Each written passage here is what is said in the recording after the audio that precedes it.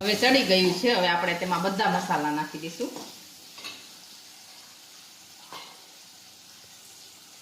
હળદર નાખીશું, જીરું નાખીશું,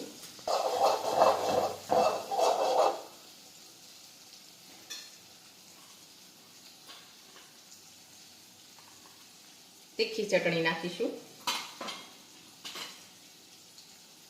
કાશ્મીરી ચટણી નાખીશું,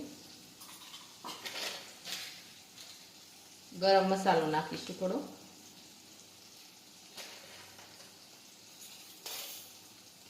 ખાંડ નાખીશું,